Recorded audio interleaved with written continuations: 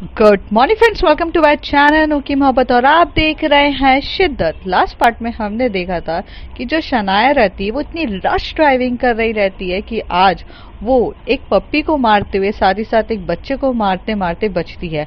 और जब मेहर खान को ये बात पता चलती है तो वो बहुत गुस्से में आती है और शनाया को बहुत ज़्यादा डांटती है। और शनाया को मेहर का एटीट्यूड बहुत अजीब लगता है क्योंकि आज तक किसी ने उसके ऊपर चिल्लाया नहीं रहता है और वो बंदी उसके ऊपर पीछे पड़ी रहती है। वो उसे पैसों से तेलती है, पर मेहर कहती है मुझे पैसों से ज़्यादा तुम्हारी सॉरी और तुम्हारी गलती मानने पे चाहिए। हम तुम्हें ऐसे जाने नहीं देंगे जब तक तुम अपनी गलती नहीं मानोगी। मेहर भी यहाँ पर अपनी बातों पे रिजिड रहती है और शनाया माफ़ी मांगने के लिए तैयार नहीं रहती है। इवन उन दोनों के बीच में इतनी ज़्यादा जम के लड़ाइयाँ स्टार्ट हो जाती है कि जो हमारी मेहर रहती है वो शनाया को लेकर पुलिस स्टेशन चली जाती है। जब पुलिस स्टेशन जाती है तो पुलिस स्टेशन में भी जो पुलिस वाला रहता है वो तो पैसे देकर बात को रफा दफा करना चाहता था, पर मेहर वहां पर अपनी फ्रेंड नाजिया को बोलती है कि तुमने रिकॉर्ड कर लिया है ना। हालांकि उन्होंने रिकॉर्ड कुछ भी चीज़ की नहीं थी, बट मेहर को पता था कि सबकी कमजोरी क्या होती है, इसलिए वो उसे डरा देती है और जिस वजह से शनाया फिर से वहां जा नहीं पाती है।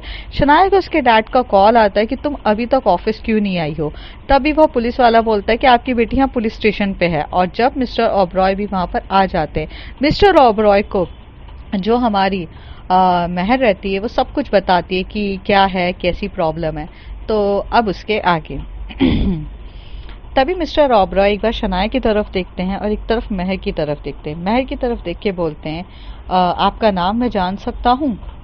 तो मेहर बोलती है मेरा मेहर खान। मेहर खान मेरा नाम है सर, और हम आपसे सिर्फ यही चाहते हैं कि आप अपनी बेटी को बोलिए कि जो हमसे माफ़ी मांगे और उस छोटे से बच्चे को मांगे। पैसों से हर चीज़ नहीं तोड़ी जाती है, शायद ये बात आप भी अच्छे से जानते होंगे। और हमें कुछ भी नहीं चाहिए, ये बात को हम बढ़ाना भी नहीं चाहते थे, बट छोटी सी बात है, अगर वो सॉरी बोल देंगी और अपनी गलती मान लेंगी, बस हम इतना चाहते हैं। और हम इस चीज़ के लिए भी आपसे माफ़ी मांगते हैं कि हमने आपका वैल्यूएबल टाइम को ख़राब किया। और हम जानते हैं कि आप बहुत बड़े बिजनेसमैन हैं और आपको इधर आना पड़ा हमारी छोटी सी गलती की वजह से। तो हम इस गुस्ताखी के लिए आपसे बेहद माफ़ी मांगते हैं। तो ओबरॉय जो रहते हैं, मिस्टर ओबरॉय, उसे मेहर का नेचर और एटीट्यूड बहुत अच्छा लगता है कि वो बंदी कितनी प्यार से बात कर रही है और कितना सही कह रही है। तो तभी वो उसकी बातों में खो से जाते हैं। ऐसा लगता है कि उन्हें उनकी खुद की बेटी, उन्हें जिस तरीके से अपनी बेटी चाहिए थी ना, कि जो लोगों की वैल्यू करना सीखे, इंसान को इंसान समझे, जैसे वो चाहती थी वैसे वो चीज़ें, क्वालिटीज उन्हें मेहर में दिख रही रहती है। मेहर की बातों को वो सुनने ही लग जाते हैं। तभी वो दो बार बोलती मिस्टर ओबरॉय आप कहाँ खो गए हैं। मिस्टर ओबरॉय, हेलो सुनिए मिस्टर ओबरॉय। तो तभी वहां से जो उनका पीए रहता है वो एकदम से जो मिस्टर ओबरॉय के पास जाता है और उन्हें टच करता है और टच करके बोलता है कि सर क्या हो गया। तो वो कहते हैं कि क्या हुआ मतलब। तो कहते हैं कि ये कुछ कह रही हैं आपसे। तो वो कहते हैं कि हाँ हाँ मैं आपकी बातों को बिल्कुल समझ गया हूँ। शनाया शनाया तो शनाया ने हेडफोन्स लगा लिए रहते हैं अपने कानों में और वह किसी की भी कुछ बातें सुनना ही पसंद नहीं करती। वहाँ पर एक डेस्क रहती है, वो वहाँ पर जाके बैठ जाती है और सब कुछ इग्नोर करके अपने मोबाइल्स में म्यूज़िक सुनना स्टार्ट कर देती है। तभी उसके डैड बोलते हैं ये लड़की कभी नहीं सुधरेगी, और ऐसे बोल के वो एकदम से शनाया के पास जाते हैं और उसके कान से हेडफोन्स निकालते हैं और उसे कहते हैं मैं सुनाई नहीं देता है क्या, मैं कुछ बोल रहा हूँ तुम्हें। तो वो कहती है कि हाँ डैड प्रॉब्लम सॉल्व हुई कि नहीं, मैं चलूँ बाहर, हो गया आपने कर लिया हिसाब। तो वो कहते हैं तुम्हें समझ में भी आ रहा है कि तुम क्या कर रही हो। तो तभी वो कहते हैं कि क्या मैंने क्या किया। तो कहते हैं वो लड़की तुमसे सॉरी बुलवाना चाहती है। तो कहती है तो आपको मैंने यहाँ पे इसलिए नहीं बुलाया है कि आप मुझसे सॉरी बुलवाइए। मैं शनाया ओबरॉय हूँ, ठीक है, मैं सॉरी नहीं बोलूंगी। आपको ये चीज़ को रफा दफा करना है तो करिए, अगर मेरे पे केस करना है तो केस भी करिए, मेरा वकील ही देख लेगा, लेकिन मैं इस लड़की को सॉरी नहीं बोलूंगी। And I think that you get that. मैं बिल्कुल भी नहीं बोलूंगी। और अगर आप ये मुझसे सोच रहे हो कि मैं सॉरी बोलूंगी और आपके बोलने पर भी, सो सॉरी, ये वर्ड मेरी डिक्शनरी में है ही नहीं। सॉरी वर्ड मेरी डिक्शनरी में है ही नहीं। तो मैं ना आपको सॉरी बोलूंगी और ना ही इस बंदी को। तो ये बात आप जान लीजिए, और आप इतने पावरफुल हैं तो हैंडल करिए। और ये बोल के शनाया वहां से उठ के जाने रहती है। जैसे ही वो बाहर की तरफ जा रही रहती है, महर फिर से उसका हाथ पकड़ती है और इस बार बहुत प्यार से हाथ पकड़ती है।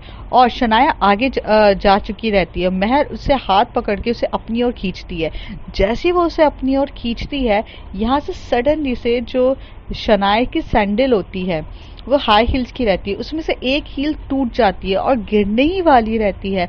तो महर उसे बहुत प्यार से उसकी कमर में हाथ डाल के उसे पकड़ती है, उसे गिरने भी नहीं देती और बहुत टाइटली उसे होल्ड करती है।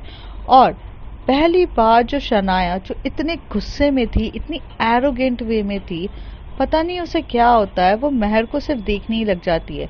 महर अपने शांत स्वभाव से उसे देखे जा रही थी और महर के चेहरे पे जो गुस्सा था उसे लेकर, शनाया के चेहरे पे जो गुस्सा था महर को लेकर, वो सारा गुस्सा अपने आप जाने लगता है। और दोनों के बीच में करीब 1 मिनट तक ऐसी खामोशी रहती है और वो उसे बहुत टाइटली होल्ड करती है। तभी महर एकदम से कहती है, क्या तुम उठना नहीं चाहोगी? और अगर अगर तुम मेरे हाथ से छूट गई तो तुम्हें एकदम से चोट लग जाएगी, तो प्लीज अपनी बॉडी को थोड़ा सा अपलिफ्ट करो, वरना हम दोनों गिरेंगे बहुत गंदे तरीके से। तो शनाया एकदम से होश में आती है और एकदम से खड़े होकर बोलती है, हाँ हाँ ठीक है। तो वहां पर ना एकदम से महर को मोच आ चुकी रहती है, तो कहती है, आउच, मेरा पैर। तो महर उससे बोलती है, वेट वेट, वो थोड़ा सा मोच आ गई है ना, रुको रुको 1 मिनट, इधर हाथ दो हमारा। और वो लड़की जो उसे मतलब क्या बोलते हैं, पुलिस स्टेशन लेकर आई है, वो लड़की उसके साथ इतने अच्छे से बात कर रही है। तो यहाँ पर सब शॉक्ड हो जाते हैं। मिस्टर ओबरॉय भी एकदम से शॉक्ड हो जाते हैं कि ये क्या है। वो एकदम से शनाया को पकड़ती है और उसे वहां पर एक बेंच रहती है, उस बेंच पे बिठाती है और बोलती है कि रुको जरा। तो वो कहती है कि तुम्हारी वजह से ये सारी चीजें हो रही है, तुम्हें दिखता नहीं है क्या? छोटी सी बात का तुमने कितना बतंगड़ बना दिया, मेरे डैड तक यहाँ पर आ गया, तुम्हें पता है मुझे चोट लग गई है तुम्हारी वजह से। शनाया काफी ज्यादा शाउट कर रही रहती है। तो महर उससे बोलती है, थोड़ा शांत नहीं हो सकती हो तुम? और मुझे समझ में नहीं आ रहा है तो तुम इतना गुस्सा क्यों हो रही हो, रुको मैं देख रही हूँ ना। और ऐसे कह के वो नीचे झुकती है, उसकी दूसरी सैंडल उतारती है और वो जो सैंडल टूटी रहती है वो भी उसे उतारती है। थोड़ी देर के बाद जो नाजिया रहती है वो क्या बोलती है, वो नाजिया एकदम से आती है महर के पास और कहती है, छोड़ना, क्या कर रही है तू? तो कहती है, रुक जा 1 मिनट, मुझे पता है इसको कैसे सही करते हैं, और अगर मैंने अभी सही नहीं किया ना तो ये आगे जाके और पेन होगा।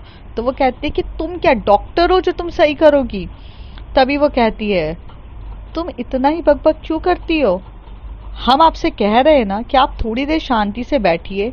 आपको ये बात भी समझ में नहीं आती है? आपका गुस्सा करने से आपका दर्द कम नहीं हो जाएगा, लेकिन अगर आप शांति से बैठेंगी तो शायद आपका दर्द कम हो जाए। तो तभी वो कहती है, तुमने मुझे गुस्सा दिलाया है, तुमने मेरे साथ ये सब किया जिसकी वजह से मैं ये सब चीजें भुगत रही हूँ, और तुम मुझसे गुस्सा न करने की वजह पूछ रही हो। तो तभी वो कहती है, अच्छा ठीक है गुस्सा करिए। तो जो महर होती है वो भी अपनी नजरें उठा के उसकी तरफ देखने लगती है। शनाया और उसकी नजरें एक दूसरे मिल रही रहती है। शनाया बकबक कर रही रहती है और जो महर रहती है वो उसके लेग को बहुत टाइटली पकड़ती है और एकदम से झटका देती है। और एकदम से शनाया को जब पैर में झटका होता है वो एकदम से चिल्लाती है, आ आ आ, तुम पागल हो क्या? तुम्हारे में अक्ल नाम की कोई चीज है कि नहीं? तुमने मेरा पैर तोड़ दिया। तो जो वहां से होती है महर कहती है, हमने आपका पैर नहीं तोड़ा है। और ये बोल के जो महर होती है वो पीछे की तरफ खड़ी हो जाती है और शनाया बोलती है, dad what you are looking at me, मेरे पैर में चोट लग गई है, मुझे डॉक्टर के पास लेकर जाओ। और महर वहां पर एकदम कोने पे खड़े होकर स्माइल करने लग जाती है। तो वो कहती है, तुम्हें स्माइल करने की पड़ी है, तुमने मुझे इतना गुस्सा दिला दिया है ना, आज स्वयं मैं तुम्हारी जान ले लूंगी अगर मेरे पैर में कुछ हुआ ना। तो तभी महर कहती है, आप हम पे चिल्लाने से अच्छा है एक बार आप खड़े होके देख लीजिए, अगर आप नहीं हो पाएंगी तो आप हम पे केस भी कर दीजिएगा, वैसे भी आपको वकीलों के पास घूमना ज्यादा अच्छा लगता है, खड़े हो जाइए। तो तभी वहां से जो शनाया खड़ी होती है तो वो देखती है कि उसके लेग पे इतना सा भी पेन नहीं है और वो बहुत प्रॉपर तरीके से खड़े हो पा रही है। और वो देखकर एक बार महर की तरफ देखती है और महर स्माइल करती है। उतनी देर में शनाया वहां से जानी ही रहती है और उतनी देर में उसके पापा बोलते हैं, तुम यहाँ बैठो। तभी उसके पापा बोलते हैं कि मेहर बेटा, मैं नहीं जानता कि इसने क्या गलती करी है और आप इसको सॉरी बुलवाना चाहती है, बट ये इतनी एरोगेंट है कि ये शायद से आपसे सॉरी भी ना बोले, उसके लिए मैं आपसे माफ़ी मांगता हूँ। और ये बोलकर जो मिस्टर ओबरॉय रहते हैं वो अपना हाथ जोड़ने लगते, तभी वो एकदम से हाथ नीचे करवाती है और कहती है, सर आप मेरे अब्बू की उम्र के हैं और अगर अब्बू हमसे माफ़ी मांगेंगे तो हमें तो नर्क, जीते जी नर्क में जाना पड़ेगा। कभी भी हम अपने अब्बू से ये नहीं चाहेंगे कि अब्बू हमारे सामने झुकें। हमारा फ़र्ज़ है हमारे अब्बू के सामने झुकना, और आप हमारे अब्बू जैसे हैं। हम आपके सामने झुकना पसंद करेंगे लेकिन हम आपको झुका नहीं सकते हैं। सो प्लीज़ आप हमें इस पाप का हकदार हमें ना बनाइए। और ऐसे बोलकर वो उनका हाथ कर लेती है। यहाँ पर जो मिस्टर ओबरॉय रहते हैं उसे उस लड़की का गेस्चर इतना अच्छा लगता है कि नहीं। वहाँ पर शनाया भी खड़ी रहती है और शनाया जब ये सारी बातें सुनती है वो एकदम से शॉक्ड हो जाती है कि बाप रे, ये क्या है, ये लड़की कितनी मतलब स्मार्ट है, किसी के भी दिलों पे राज कर सकती है। और इसका इतना गुड वे ऑफ एटीट्यूड मेरे से तो हजम ही नहीं हो रहा। मतलब इतना गुड कैसे कोई बन सकता है, और इतना दिखावा, मेरे सामने कुछ और है और यहाँ पर कुछ और है, हद हो गई है। तभी वहाँ पर उसके डैड कुछ बोलते या उसे कुछ होता है, तभी उसे नमाज की आवाज़ आती है, नमाज पढ़ रहे रहते हैं। तभी वो वहाँ से समय देखते हुए बोलती है कि नाजिया कितना समय हो गया है। तो वो कहती हैं कि नमाज पढ़ने का वक्त हो चुका है मेहर। तो वो कहती है कि हाँ। तो तभी वो कहती है वहाँ पुलिस स्टेशन से कि सर अगर आपको कोई प्रॉब्लम ना हो तो मैं क्या यहाँ पे नमाज़ पढ़ सकती हूँ।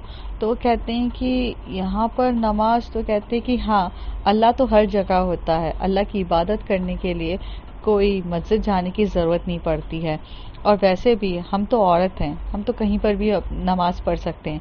बस आपकी इजाज़त हो तो 5 मिनट हम यहाँ नमाज़ पढ़ लें, हम ज़्यादा वक्त नहीं लेंगे। तो वहाँ पर पुलिस स्टेशन में वो जो वहाँ के सीनियर ऑफिसर होते हैं कहते ठीक है।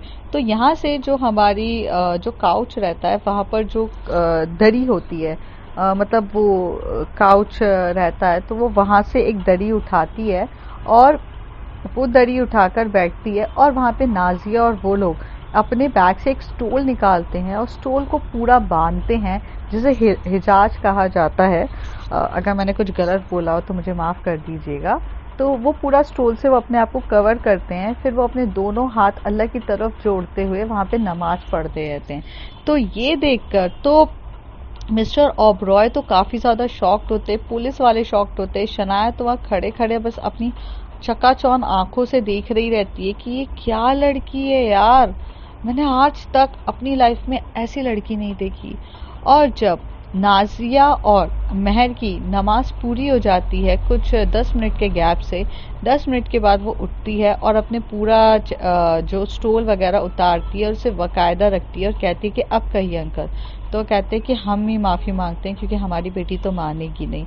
तो वो कहते हैं कि अंकल, पर आपको उसे सिखाना चाहिए इंसान की वैल्यू करना। तो वो कहते हैं बेटा हम तो सिखाना चाहते हैं बट वो सीखती ही नहीं है, क्या करें। और ये बोलकर वहाँ पे पुलिस स्टेशन वाले पे भी सर कहते कि देखिए अब वो नहीं मानने के लिए तैयार है, क्या कर सकते हैं। तो वो कहती कोई बात नहीं, चलता है सब। और ऐसे कह के जो मिस्टर ओबरॉय रहते हैं वो एकदम से मेहर से बोलते कि बेटा अगर तुम्हारा कुछ नुकसान हुआ है तो मैं भरपाई करने के लिए तैयार हूँ। तभी मेहर कहती है वही तो बात है ना सर, हर कोई फिज़िकल डैमेज की बात करता है, पर हमें कभी भी ये सोचना चाहिए कि हर बार फिज़िकल डैमेज नहीं होता है, कभी कभार मेंटली डैमेज भी होता है, और उस मेंटल डैमेज की भरपाई आपके पैसे या आपका पूरा रुतबा भी नहीं कर सकता है। शायद आप हमारी ये बात समझ पाएँ तो आपको समझ में आए। ये बोल के वो कहती हैं खुदा हाफिज़, और खुदा हाफिज़ बोलकर मेहर वहाँ से अपनी फ्रेंड नाजिया के साथ चली जाती है। तभी जो मिस्टर ओबरॉय रहते हैं वो ऐसे बोलते हैं कि इस लड़की के बारे में मुझे सारी इन्फॉर्मेशन चाहिए, कौन है ये, कैसी है। यहाँ पर जो हमारी शनाया रहती है वो भी काफ़ी गुस्से में रहती है, और उसका गुस्से का लेवल इस बात का होता है कि उसे किसी लड़की ने टक्कर दी है तो वो बहुत भयंकर तरीके से टक्कर दी है। और दूसरी चीज़ सबसे बड़ी बात ये होती है कि उसके डैड उसके सामने हाथ जोड़ के खड़े हैं। शनाया जो खुद हाथ जोड़ के किसी के सामने खड़ा होना पसंद नहीं करती है, उसके डैड एक लड़की के सामने हाथ जोड़ के खड़े हैं। ये बात को तो वो कभी मतलब डाइजेस्ट ही नहीं कर पाएगी। थोड़ी देर के बाद जो हमारी शनाया रहती है वो एक कार में बैठ जाती है और यहाँ से एकदम से स्पीड में चली जाती है। जैसे ही वो अपने घर की तरफ जा रही रहती है, क्योंकि मिस्टर ओबरॉय भी अब वहाँ पे जो इंस्ट्रक्ट दे देते हैं कि उसे घर जाकर छोड़ो, तो वो घर जाके छोड़ने के लिए तैयार हो जाते हैं। वो घर चली जाती है और घर जाकर रहना स्टार्ट कर देती है। जैसे वो घर जाती है वो काफ़ी ज़्यादा गुस्से में होती है। तभी उसकी मॉम बोलती हैं, क्या हो गया तुम्हें, तुम इतनी ज़्यादा गुस्से में क्यों शनाया? तो वो कहती है, मॉम आपके पति देव उफ मेरे डैड, जिन्हें ना लोगों के सामने हाथ फैलाने की और हाथ जोड़ने का कुछ ज़्यादा ही शौक रहता है, वो भी एक मामूली सी लड़की के सामने। Did you get that? कि मेरे डैड किसी के सामने हाथ फैलाए, ये मैं कभी बर्दाश्त नहीं कर सकती हूँ। और ये एटीट्यूड तो बिल्कुल भी सही नहीं है। हाँ, वैसे मैं भी किसके सामने बोल रही हूँ, छोड़ो मुझे जाने दो, मेरा दिमाग वैसे ही बहुत ख़राब है और अभी कोई भी आके मुझे किसी भी चीज़ पर डिस्टर्ब नहीं करेगा, मैं अपने रूम की तरफ जा रही हूँ। तभी वो वहाँ से बोलती है, आरुष कहाँ है? आरुष उतनी देर में आके बोलता है, हाँ हाँ मैम। तो कहती है, जाओ मेरे लिए वोडका लेकर आओ और मैं आज वोडका पीऊँगी। तो तभी वो कहता है कि मैम वो सर ने आपके लिए मना किया है, आरुष कहता है। तो वो कहते हैं कि तुम्हें जितना बोला गया है ना उतना करो, वरना अभी तो सर का एक साइड टूटा है, पता चला सर ही ना बचे, फिर तुम कौन से हॉस्पिटल में मिलोगे तुम्हें भी नहीं पता चलेगा। तभी वो कहता है, मैम बट, तो कहते हैं मैंने क्या कहा? तो वो कहता है ठीक है। यहाँ पे आरुष भी मजबूर रहता है क्योंकि शनाया का एटीट्यूड ही इस तरीके से रहता है। यहाँ पर जो हमारी मैं रहती है वो नाजिया के साथ बस में नाजिया के साथ स्कूटी में बैठ के चली जाती है। जैसी वो जाती है तो वह नाजिया जो रहती है कहती है, आज का तो पूरा दिन हमारा ऐसे ही चला गया यार, हमें पता नहीं कब जॉब लगेगी। तभी वहाँ से महर कहती है, जॉब लग जाएगी पापा, इतना टेंशन मत लो, हमें अच्छी जगह जॉब लगेगी और शायद बहुत अच्छी जगह जॉब लगे, तुम टेंशन मत लो, तुम्हें बहुत जल्दी जॉब लगेगी। और मैं खुदा से दुआ करूँगी तुम्हारे लिए कि अल्लाह तुम्हारी हर एक चीज़ को समझे और तुम्हारी हर एक चीज़ को जल्दी से पूरा करे, आमीन। तो वहाँ से वो कहती है कि हमें पता नहीं, बट तुम्हारा उस लड़की के साथ इस तरीके से गुस्सा होना ये बहुत अजीब था।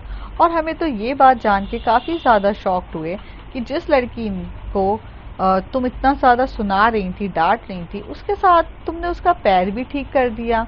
महर, हमें ये बात समझ में नहीं आई, नाजिया पूछती है।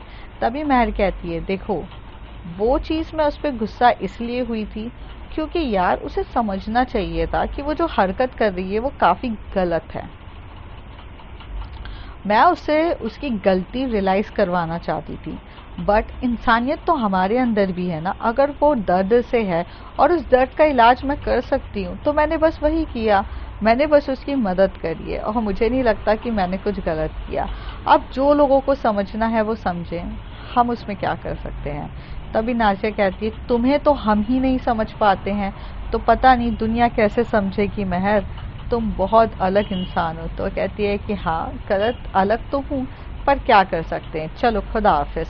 और ऐसे बोलकर जो हमारी महर होती है वो घर की तरफ जाती है। जैसे वो घर की तरफ जाती है तभी वहाँ पे वो अपनी अम्मी को बोलती है, अम्मी आप किचन में सारे दिन लगी रहती हो, हमें अच्छा नहीं लगता है कि आप अकेले सारा काम करो, थोड़ा काम हम भी कर देते हैं। तभी उसकी अम्मी कहती है, ओ नवाबजादी, आप हमारे घर की शहजादी हैं, आप काम करें, ये चीज़ हमें अच्छी नहीं लगेगी। आप यहाँ बैठिए और बताइए कि आज आपका दिन कैसा रहा और क्या आपको जॉब मिल गई है।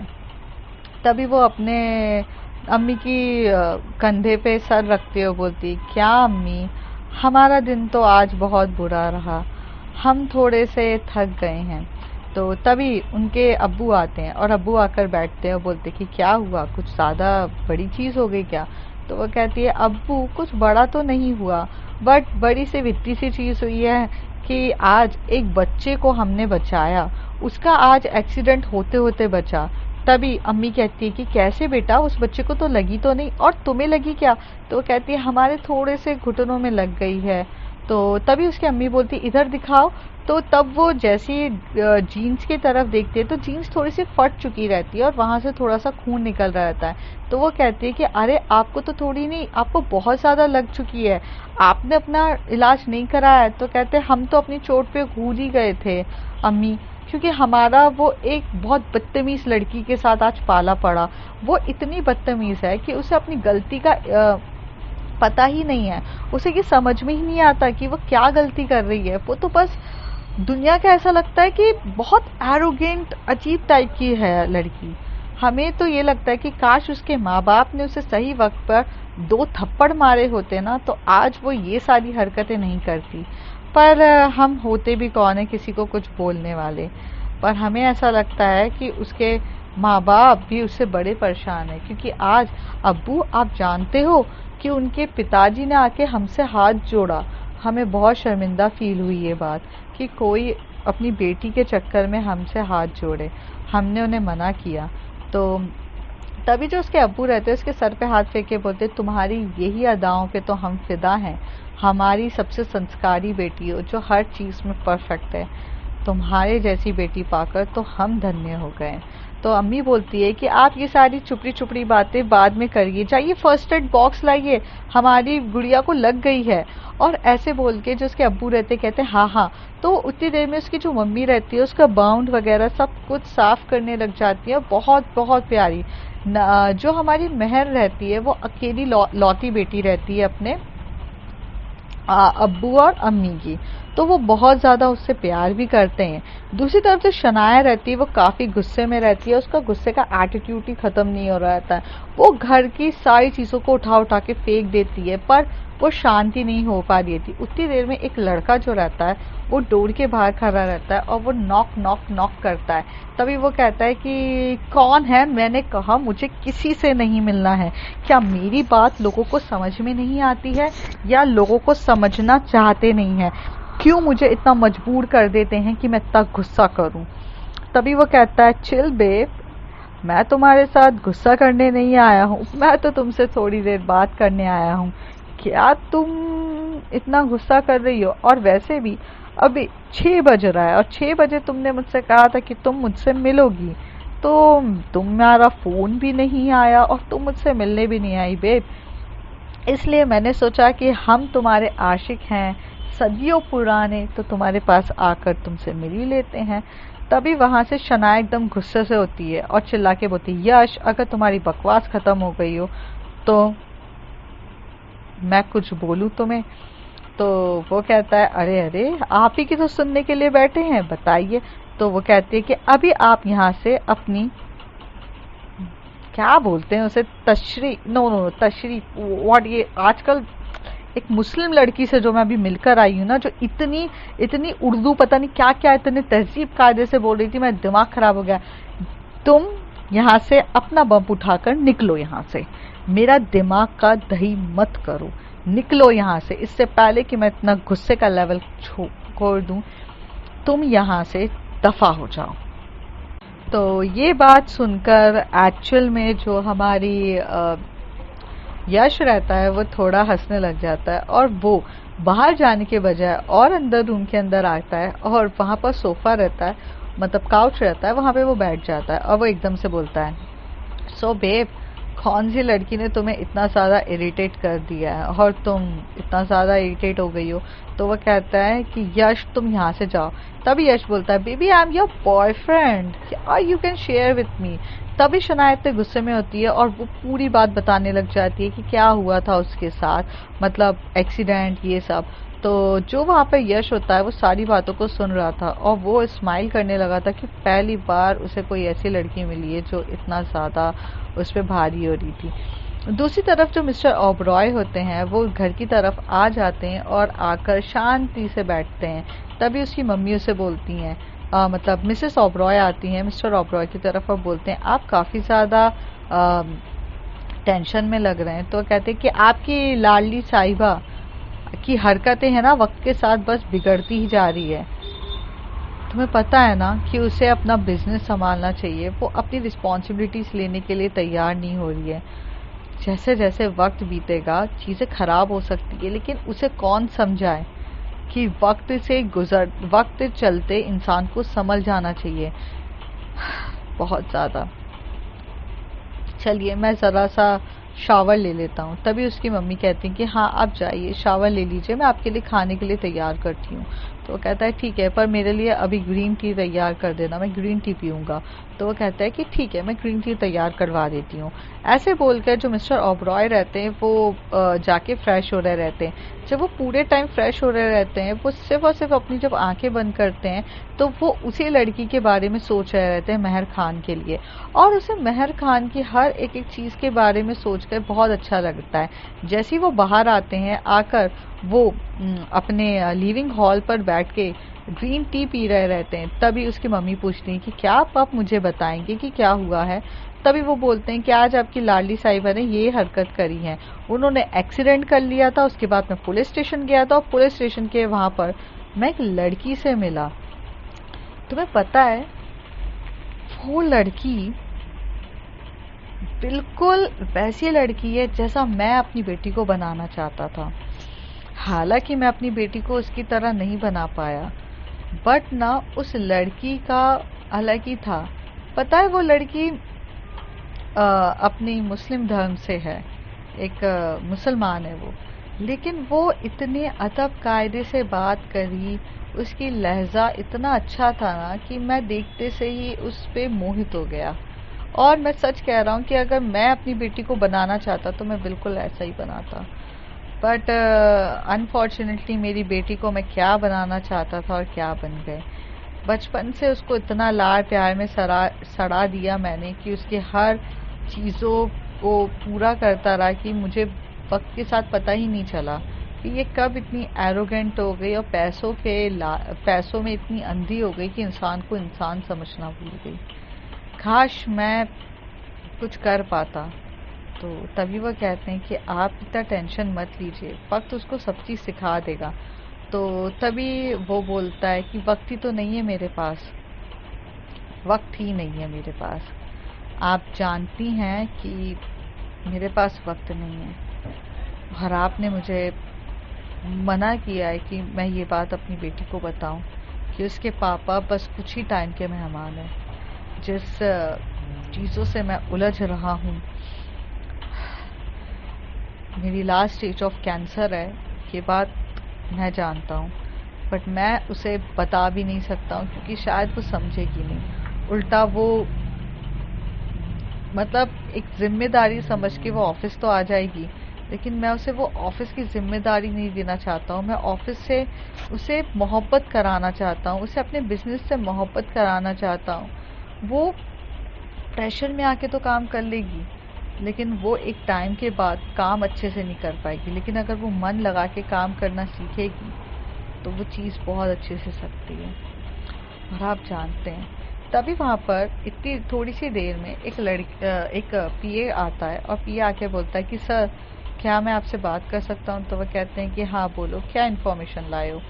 तो वह कहते हैं महर के बारे में सारी इन्फॉर्मेशन ले आया हूँ। सर महर का एडमिट क्वालिफिकेशन बहुत अच्छा है, वो काफ़ी इंटेलिजेंट लड़की है और उसके जो अम्मी और अब्बू की वो एक लौती बेटी है और वो यहीं पर रहती है।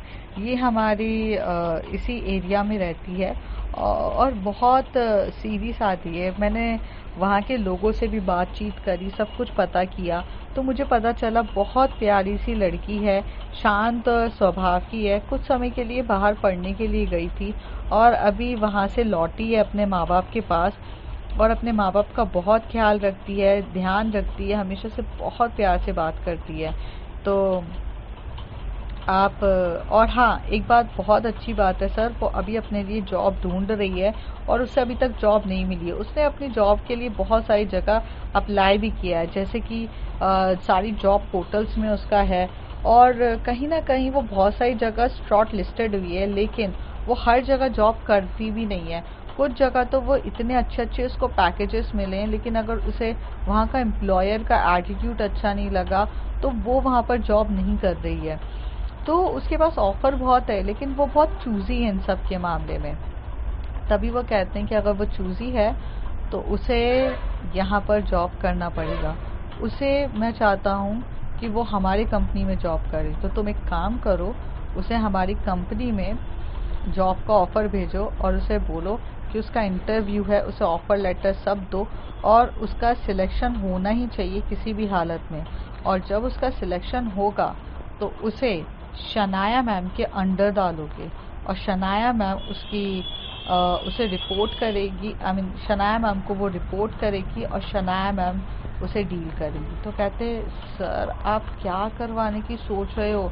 शनाया मैम और उस लड़की के बीच में जो 36 का आंकड़ा है, दोनों एक दूसरे से नफरत की नजरों से देख रहे हैं, कोई किसी का भी सर फोड़ देगा। तो वो कहते हैं मैंने जितना तुम्हें बोला है तुम उतना करो।